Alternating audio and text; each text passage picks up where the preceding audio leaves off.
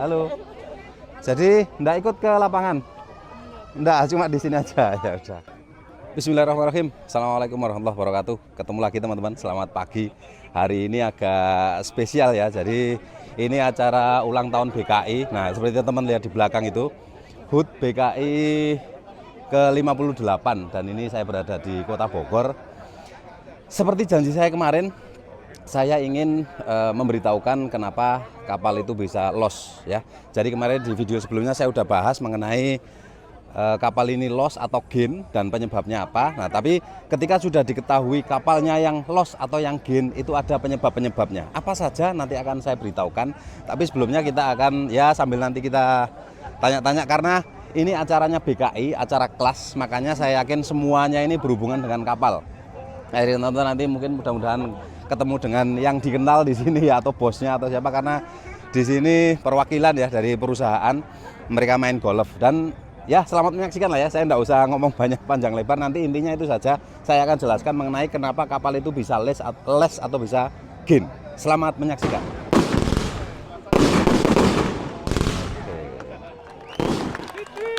Sweet, oke. Kita tanya lagi ke salah satu perusahaan dan ini mbak-mbaknya ini. Nah, halo, Mbak, masuk YouTube ya? YouTube-nya Taman Sip DC. Oh gitu ya. Saya ada channel YouTube, ini kan acaranya kelas. Raffi Ahmad ya. Subscribe. Kita wawancara dulu ke ini penyelenggaranya, yaitu ketua panitianya ya. Sebentar. Ini ada Pak Bambang. Beliau ketua panitia. Sudah mau mulai Pak ya? Ya, udah mulai di off kita.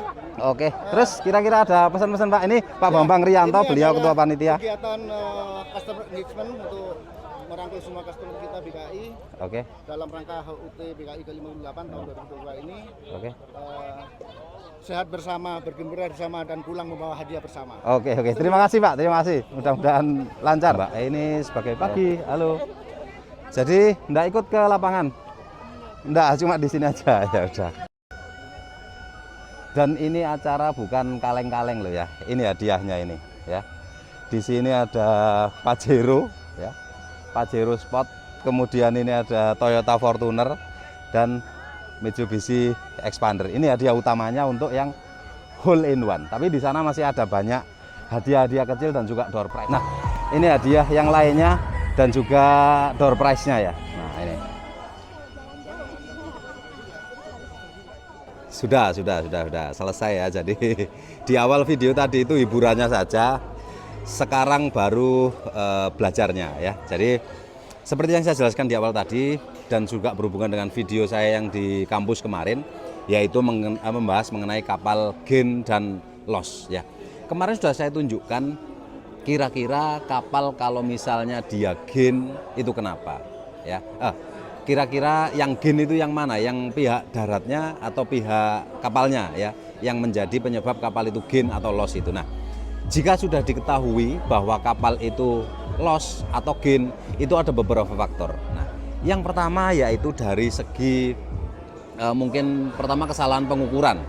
Karena untuk membuat tank table itu kita masuk ke dalam tangki dan kita ukur ya, di dalam tangkinya kita ukur panjang, lebar, tinggi, dan juga pengurangan konstruksi di dalamnya serta ada perpipaan apa di dalamnya. Itu kita ukur semuanya dan kita bikin modelnya, lalu kita running untuk kita bisa mengetahui kapasitasnya per 10 cm atau per 1 cm. Tapi kebanyakan yang saya kerjakan selama ini per 1 cm. Ada beberapa kawan yang mengerjakan tank table itu per 10 cm ya, mungkin karena kapalnya tinggi sekali. Tapi saya tidak peduli, meskipun dia tinggi sekali tetap saya bikin per 1 cm, karena itu akan memudahkan kru kapal untuk membaca tank table itu dan membuat koreksi-koreksinya. Jadi kemungkinan kenapa dia bisa gain atau loss itu ada kesalahan pengukuran ya, kesalahan pengukuran, entah panjangnya atau lebarnya atau tingginya. Lalu yang kedua yaitu kesalahan koreksi ya. Kesalahan koreksi di sini ini yang saya maksud, saya pernah merevisi tank table bikinan satu daerah dan satu konsultan ya. Jadi ada satu buah tongkang, tapi sebelum saya lanjutkan itu, teman-teman perlu tahu ya, kapal-kapal itu ada yang sekatnya menggunakan skat corrugated dan ada yang sekatnya menggunakan skat biasa. Sekat corrugated itu seperti ini ya, saya tampilkan di layar juga, jadi supaya teman-teman bisa membayangkan apa itu sekat corrugated ya. Itu dia tidak ada konstruksinya, ya, tidak ada konstruksinya, tidak ada tulang-tulangnya, dia full menggunakan kontur dari sekatnya itu sendiri ya. Kemudian ada sekat yang konvensional seperti ini. Nah, ini kapal-kapal yang saya bikin ini menggunakan sekat konvensional yang mana dia harus dikasih siku, harus dikasih web, harus dikasih stringer gitu ya. Nah, itu.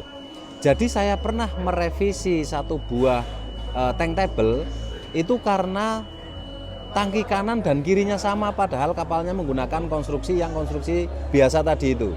Jadi misalnya ada sebuah tangki, kita bahas satu tangki saja. Waktu itu tangkinya ada 10, ada 5, PS berarti 10 port dan starboard. Nah, saya ambil contoh satu tangki 3. Saya lihat, saya buka tangki 3 kapasitasnya di sounding ke 4 meter sekian gitu. Nilainya sama antara tangki kanan dan tangki kiri.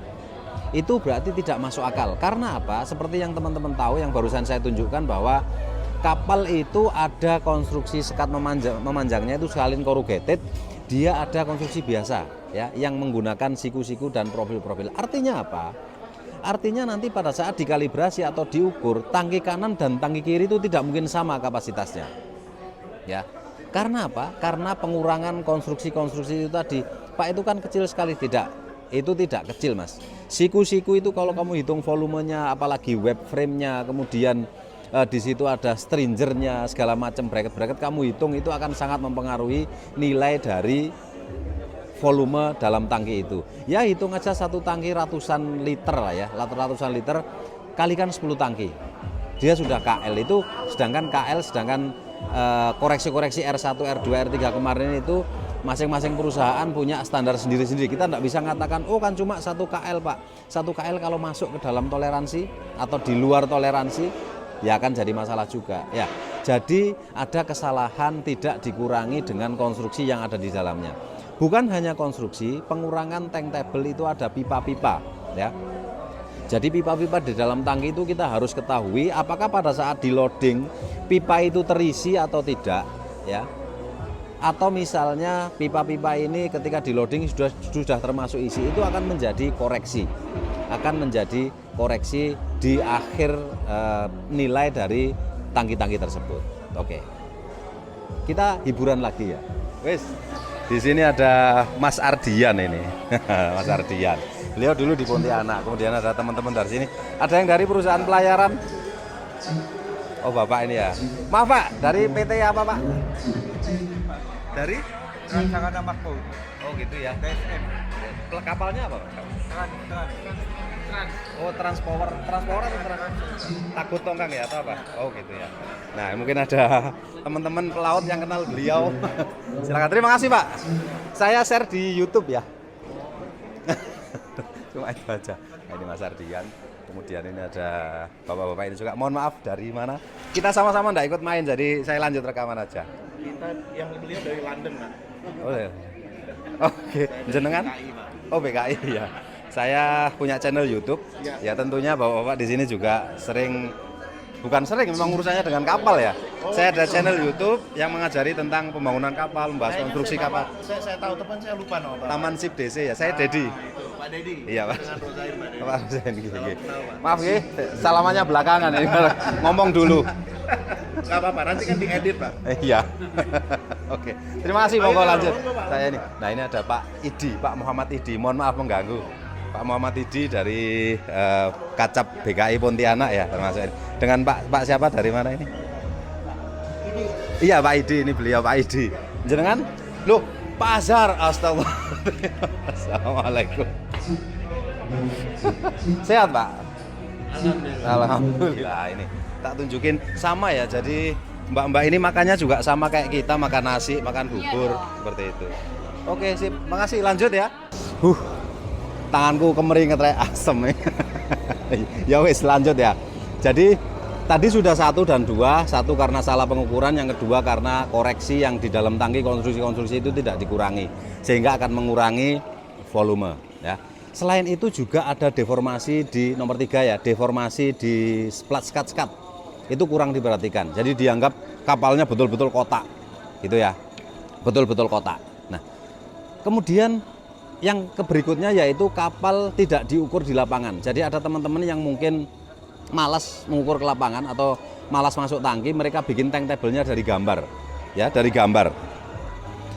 Jadi kompartemen panjang 10 meter, lebarnya 8 meter, tingginya 5 meter misalnya. Dia ngambilnya dari gambar. Padahal pada saat pemasangan konstruksi-konstruksi atau sekat-sekat itu, para fitter atau orang yang bekerja di pembangunan kapal itu bisa saja terjadi miss. Bisa saja terjadi miss, entah itu selisih 1 cm atau 1,5 cm, ya kita tidak tahu. Makanya sebaiknya untuk membuat tank table jangan menggunakan gambar. Kita harus turun ke lapangan dan kita benar-benar ukur ke lapangan. Seperti itu ya. Itu tadi adalah beberapa alasan atau beberapa ini ya, kenapa kapal itu bisa gain atau bisa loss. Apakah cukup itu? Banyak. Ada beberapa hal lagi, yaitu yang pertama pengukuran pipa sounding. Ya, teman-teman kadang-kadang lupa, tidak memperhatikan bahwa di bawah itu ada doublingnya atau tidak, itu harus diperhatikan. Itu menjadi salah satu prosedur atau cara untuk melakukan tank table ya. Tapi di sini mungkin sebagai ini juga sebagai penyebab kenapa kapal itu bisa loss dan bisa gain. Yang berikutnya yaitu karena dia koreksi trimnya tidak benar, ya, koreksi trimnya tidak benar. Artinya apa? Karena kapal itu tidak selalu even kill, ya. Jadi pada saat trim, pada saat dia muatannya separuh atau apa, dia pasti trim. Nah, ketika koreksi trim itu tidak sesuai, maka dia akan bisa menyebabkan dia menjadi loss atau gain, entah itu lebih banyak atau lebih sedikit, ya, seperti itu.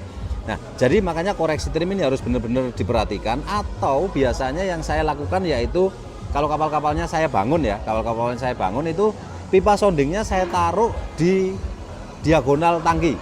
Jadi misalnya panjang tangki 10 meter, lebarnya 8 meter, maka pipa soundingnya itu saya taruh di 5 meter memanjang dan 4 meter melintang. Itu dia koreksi trim berapapun dia tidak akan berpengaruh, ya. Sorry, saya pernah sedikit berdebat dengan teman-teman di Pertamina mengenai itu. Kalau di belakang, kalau misalnya ada sisa minyak sedikit kan kita tidak bisa sounding Pak di belakang. Oke, fine ya, wis bahasanya fine. Kalau misalnya sisa di belakang, kita di awal kan sudah sounding ya, sudah sounding, dan kejadian mati mesin atau misalnya trouble pompa itu tidak sering, Rek. Yang sering yaitu kamu membuat koreksi trim.